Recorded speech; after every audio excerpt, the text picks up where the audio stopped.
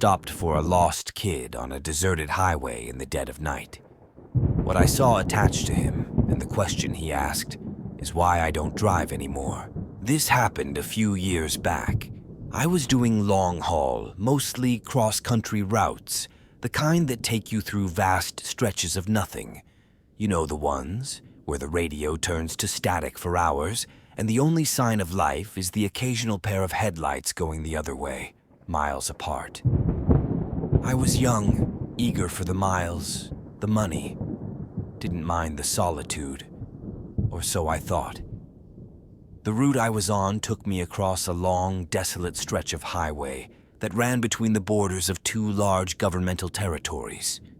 I don't want to say exactly where, but think big, empty spaces, lots of trees, not much else. It was notorious among drivers for being a dead zone, no signal, no towns for 100 miles either side, and prone to weird weather. Most guys tried to hit it during daylight, but schedules are schedules. Mine had me crossing it deep in the night. I remember the feeling.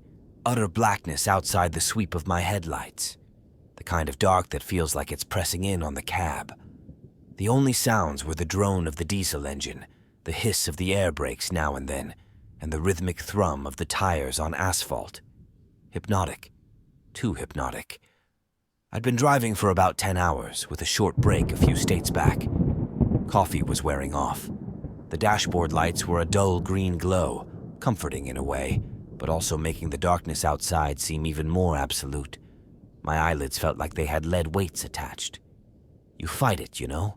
Slap your face, roll down the window for a blast of cold air, crank up whatever music you can find that hasn't dissolved into static. I was doing all of that. It must have been around 2 or 3 a.m. I was in that weird state where you're not quite asleep, but not fully awake either. Like your brain is running on low power mode.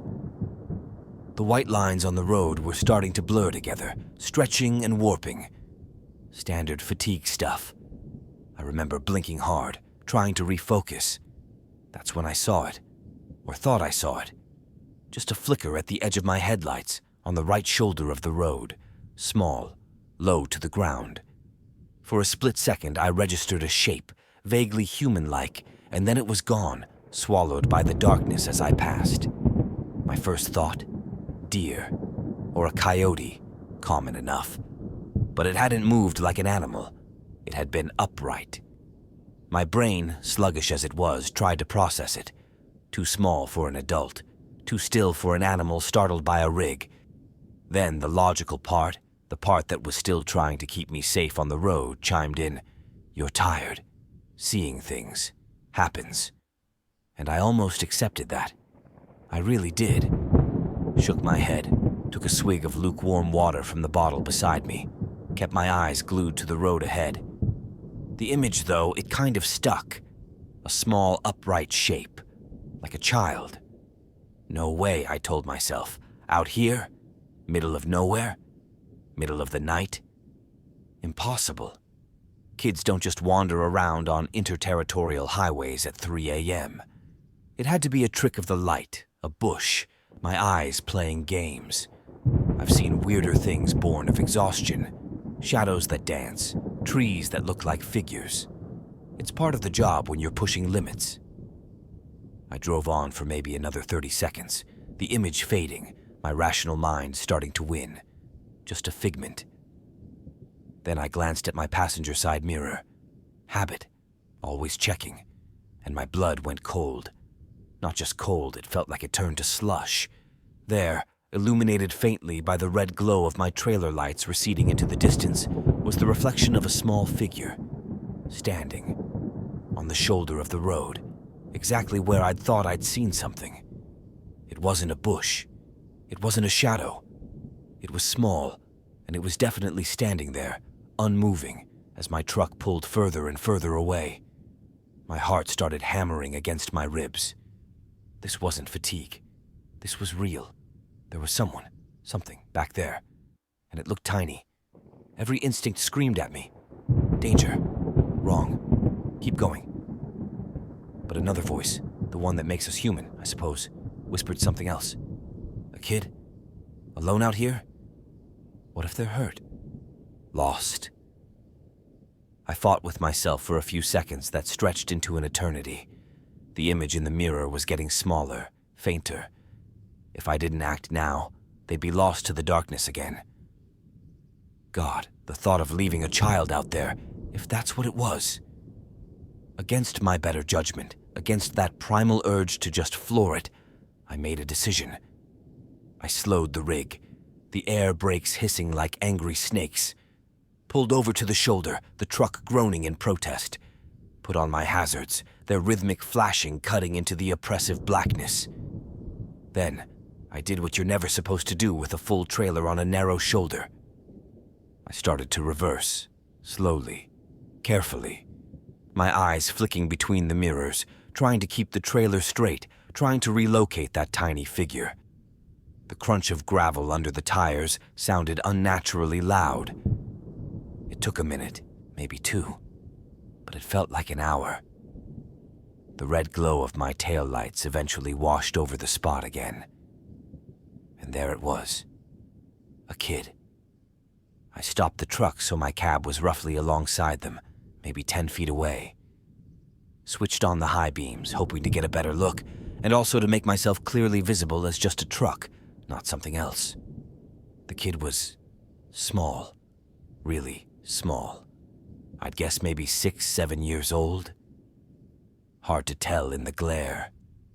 They were just standing there on the very edge of the gravel shoulder, right where the trees began.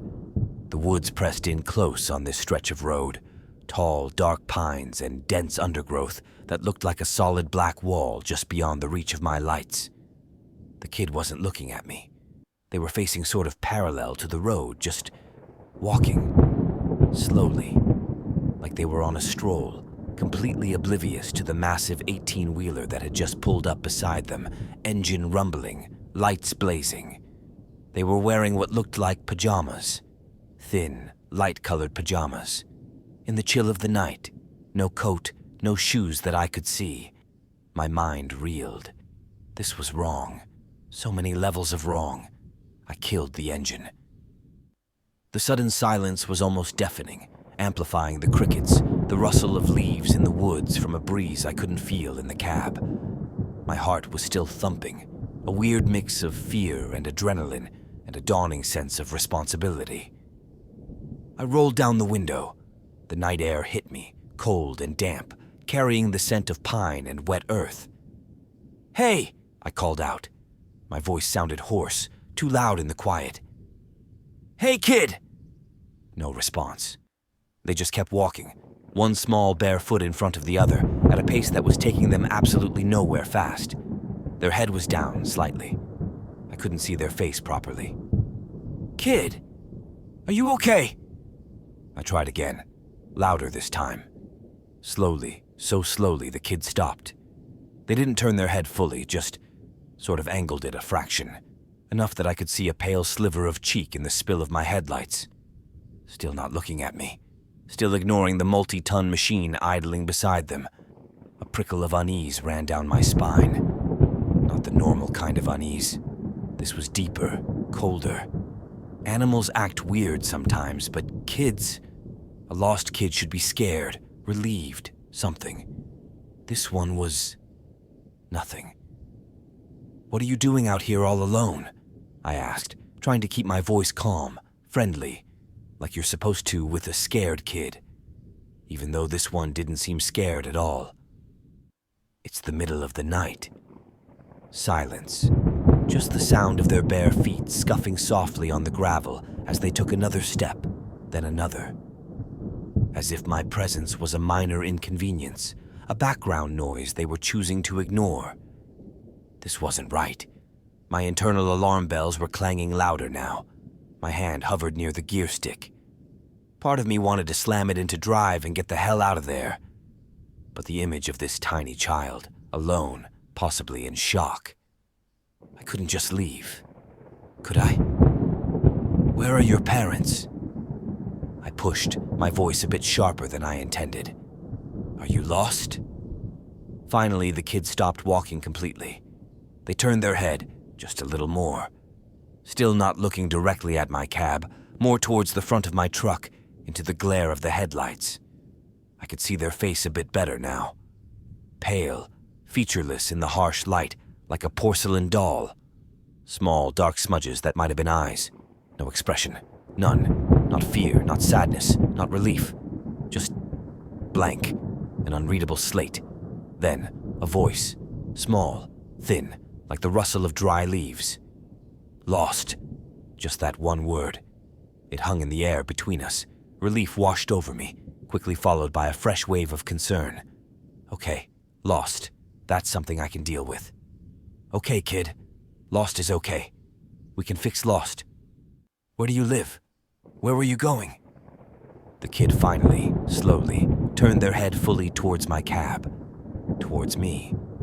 I still couldn't make out much detail in their face. The angle, the light. Something was obscuring it, keeping it in a sort of shadowy vagueness despite the headlights. But I could feel their gaze. It wasn't like a normal kid's look. There was a weight to it, an intensity that was deeply unsettling for such a small form. Home, the kid said, that same thin, reedy voice. Trying to get home. Right, home.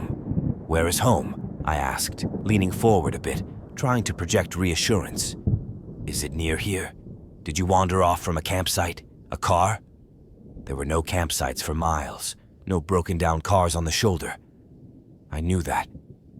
The kid didn't answer that question directly. Instead, they took a small step towards the truck. Then another. My hand tensed on the door handle, ready to open it, to offer... what? A ride? Shelter? I didn't know. It's cold out here, I said, stating the obvious. You should get in. We can get you warm and I can call for help when we get to a spot with a signal. My CB was useless, just static. My phone had shown no service for the last hour. The kid stopped about 5 feet from my passenger door, still in that pale, thin pajama-like outfit, barefoot on the sharp gravel. They should be shivering, crying. They were doing neither. Can you help me? The kid asked. The voice was still small, but there was a different inflection to it now, less flat. A hint of something else. Pleading, maybe. Yeah, of course, I can help you, I said. That's why I stopped. Where are your parents? How did you get here? The kid tilted their head, a jerky, unnatural little movement. They're waiting. At home. Okay. And where's home? Which direction? I gestured vaguely up and down the empty highway. The kid didn't point down the road. They made a small, subtle gesture with their head, a little nod towards the trees, towards the impenetrable darkness of the woods lining the highway. In there, the kid said. My stomach clenched. In the woods. Your home is in the woods. Lost, the kid repeated as if that explained everything, trying to find the path. It's dark. Yeah, it's very dark, I agreed, my eyes scanning the tree line. It looked like a solid wall of black. No sign of any path, any habitation. Just dense, old-growth forest, the kind of place you could get lost in for days, even in daylight. Can you come out? The kid asked. Help me look. It's not far. I can't see it from here. Every rational thought in my head screamed, no. Get out of the truck. In the middle of nowhere, in the pitch dark, with this strange child who wanted me to go into those woods? Number absolutely not. But the kid looked so small, so vulnerable. If there was even a tiny chance they were telling the truth, that their house was just a little way in, and they were genuinely lost. I don't think that's a good idea, buddy, I said, trying to sound gentle. It's dangerous in there at night. For both of us. Best thing is for you to hop in here with me. We'll drive until we get a signal, and then we'll call the police or the rangers. They can help find your home properly. The kid just stood there, that blank, unreadable face fixed on me. But it's right there, they insisted, their voice a little more insistent now. Just a little way, I can almost see it. If you just Step out. The light from your door would help." My skin was crawling. There was something profoundly wrong with this scenario. The way they were trying to coax me out, the lack of normal emotional response, the pajamas, the bare feet, the woods. I looked closer at the kid, trying to pierce that strange vagueness around their features. My headlights were bright, but it was like they absorbed the light rather than reflected it. Their eyes. I still couldn't really see their eyes. Just dark hollows. "I really think you should get in the truck," I said, my voice firmer now. "It's warmer in here. We can figure it out together."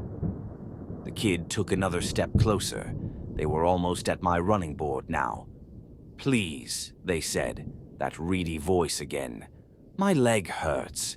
I can't walk much further. If you could just help me a little, just to the path." My internal conflict was raging.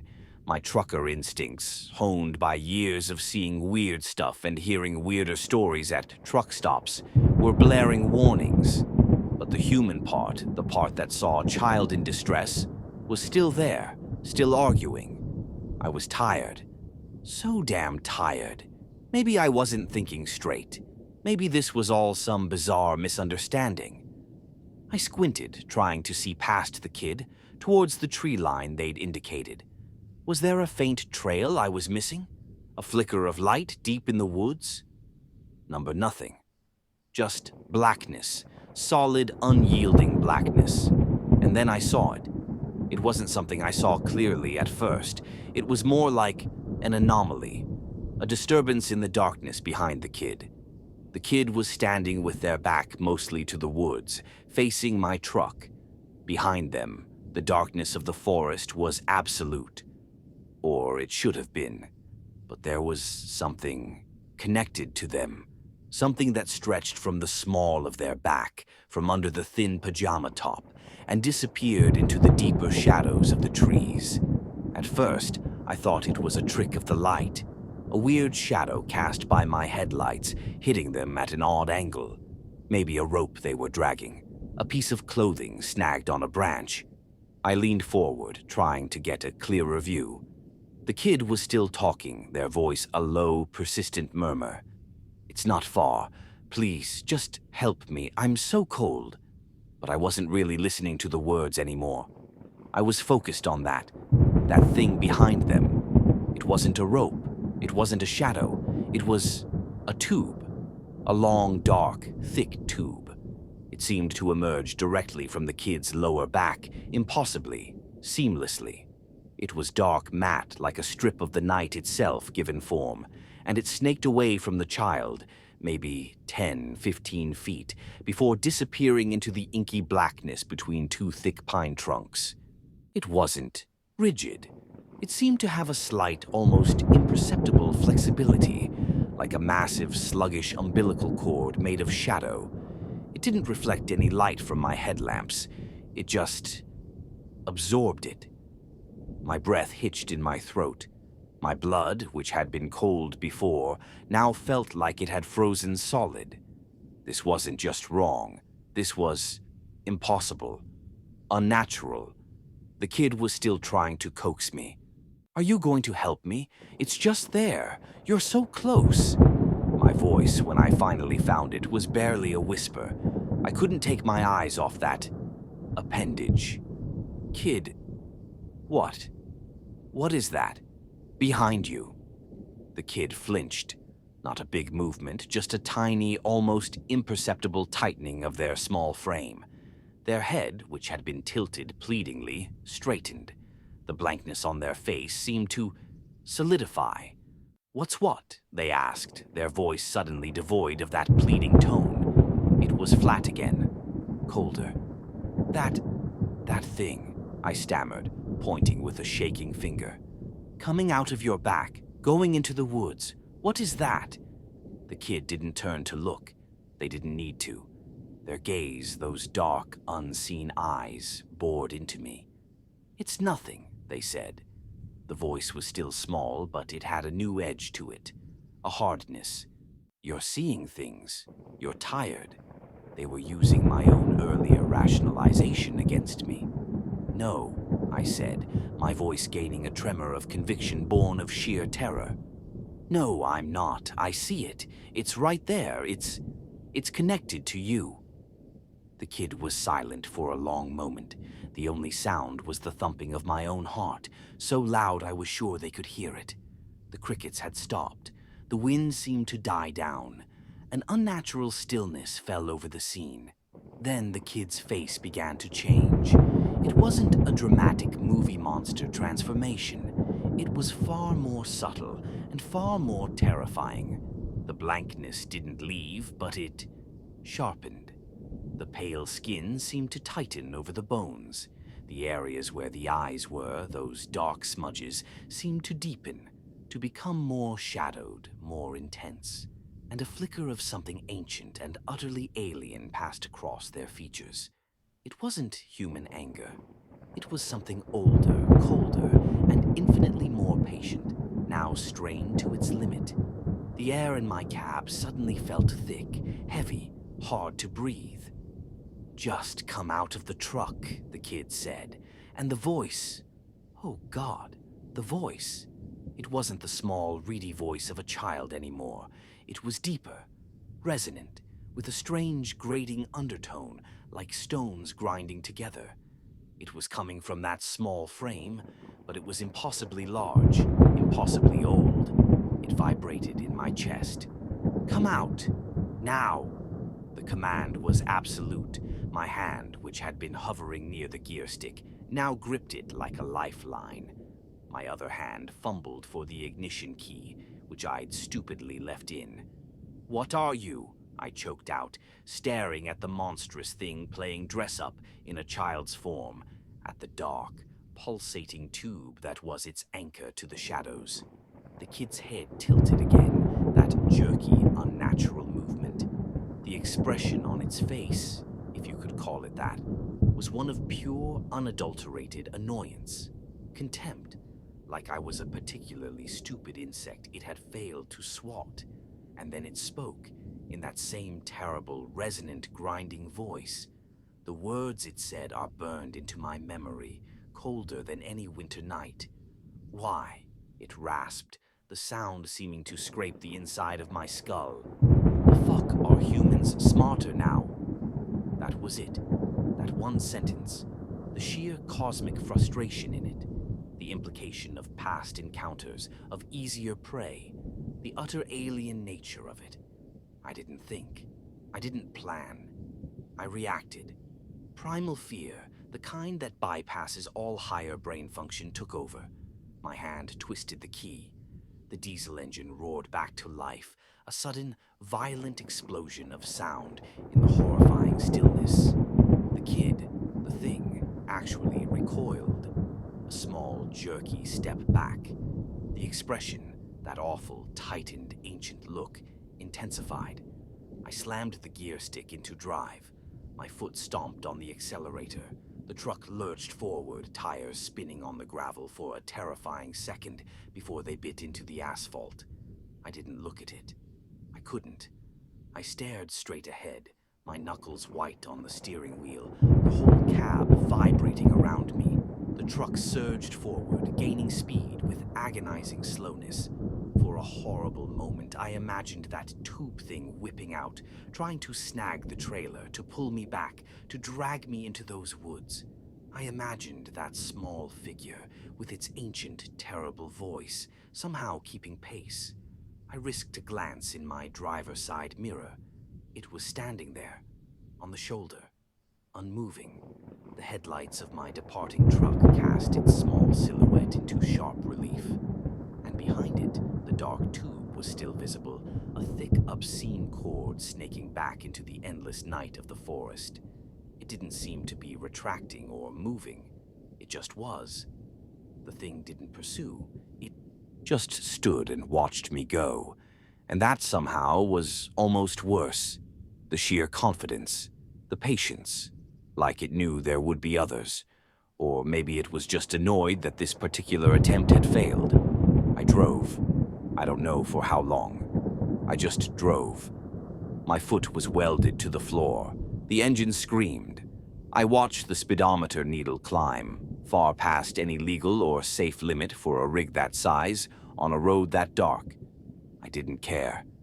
The image of that thing, that child shape with its dark umbilical to the woods, and that voice, that awful, grinding voice asking its horrifying question, was burned onto the inside of my eyelids. I must have driven for an hour, maybe more, at speeds that should have gotten me killed or arrested before the adrenaline started to fade, replaced by a bone-deep, shaking exhaustion that was more profound than any fatigue I'd ever known. My hands were trembling so violently I could barely keep the wheel straight. Tears were streaming down my face, not from sadness, but from sheer, unadulterated terror and relief. When the first hint of dawn started to gray the eastern sky and my phone finally beeped, indicating a single bar of service, I pulled over at the first wide spot I could find. I practically fell out of the cab, vomiting onto the gravel until there was nothing left but dry heaves. I sat there on the cold ground, shaking, for a long time watching the sun come up, trying to convince myself that it had been a dream, a hallucination brought on by exhaustion. But I knew it wasn't. The detail of that tube, the voice, the question. You don't hallucinate something that specific, that coherent, that utterly alien. I never reported it. Who would I report it to? What would I say? Officer, I saw a little kid who was actually an ancient cosmic horror tethered to the woods by a nightmare umbilical cord, and it got mad because I didn't want to be its dinner. They'd have locked me up, breathalyzed me, drug-tested me, sent me for a psych eval. I finished that run on autopilot, dropped the load, drove my rig back to the yard, and I quit. I told them I was burned out, needed a break. They tried to convince me to stay, offered me different routes, more pay. I just couldn't. Every time I closed my eyes, I saw that kid, that tube, those woods. Every dark road felt like a trap. I found a local job, something that keeps me home at night. I don't drive in remote areas anymore if I can help it, especially not at night. I still have nightmares. Sometimes, when I'm very tired, driving home late from somewhere, I'll see a flicker at the edge of my vision, on the side of the road, and my heart will try to beat its way out of my chest. I don't know what that thing was. An alien, a demon, something else, something that doesn't fit into our neat little categories. All I know is that it's out there, and it's patient, and it seems to have learned that its old tricks aren't as effective as they used to be. Why the fuck are humans smarter now? That question haunts me. It implies they weren't always. It implies that once upon a time we were easier. That maybe, just maybe, people like me, tired and alone on dark roads, used to just step out of the cab when asked, and were never seen again. So, if you're ever driving one of those long, lonely stretches of road, deep in the night, and you see something you can't explain, maybe just keep driving. Maybe being smarter now means knowing when not to stop, knowing when to ignore that little voice telling you to help, because what's asking for help might not be what it seems. Stay safe out there, and for God's sake, stay on the well-lit roads.